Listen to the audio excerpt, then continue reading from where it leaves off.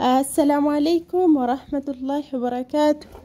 كبجمتوتا وردفتوتا سالي هاي متوب أكم جرت نجا كيسني الحمد لله.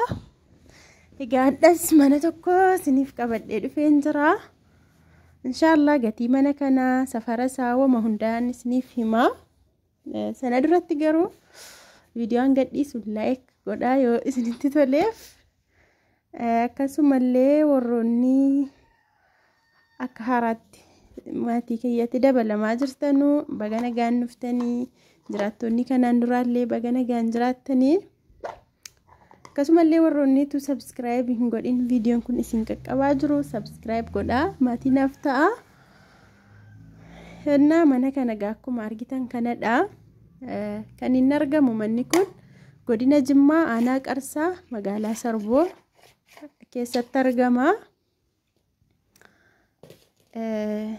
naannoo isaa mana barumsaa elementarii duddubbee karaa algaatti geessu jechuudha. Ijoolleen sarboon beektu dheen abdii qaba. Karaa algaatti geessu mana barumsaa elementarii jechuudha. Duddubbee isaati. Duddubbeen isaa mana barumsaati. Filafiitiin isaa immoo karaa guddaatti garagalee jira. Akkuma argitan kana dhagaa boroonsaa maashaallah tabaarakallah kana fakkaata baay'ee tokko das nama jedha. Mana baadiyyaa wayii fakkaata. Akkasitti jiraattonni amma manicha keessa jiraataa jiranu abbuma manaatu keessa jiraataa jiralleedha. Haala kanaan boroo keessa mimmiidhagsanii jiru maashaallah. Amma yeroon biyya keenyaa gannaa yeroo bokkaati. Akkasitti boroon keessi aranguwaadee ta'edas nama jedha jechuudha. Annaa kun boroo isaatii. Ilaalaa manicha abbaan bitachuu barbaadan itti dhihaadhaa. Lakkoofsi bilbilaa 941527463 kanaan WhatsApp, Imo, Telegram kanaan na argachuu dandeessu. Gatiin isaa 600 jedhamaa jira. Walii galtee xiqqoo qaba.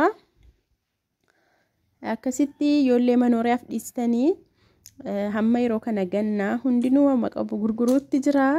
Bitattanii birraa dhufutti gatii bareedaatti baafachuu dandeessu. Itti dhiyaadhaa bitadhaa. Lafa kaadhaa yookiinis itti galaa yookiinis immoo takka jettanii gurgurtanii waas keessa argachuu dandeessu. Ergiteenyaa dhagaa isaa shakkiin qabu. Ji'a 2 3 foofaa godhamee bareedee haaluma sanayyuu gatii guddaatti baafachuu dandeessu. Kana fakkaata kun bukkee isaati.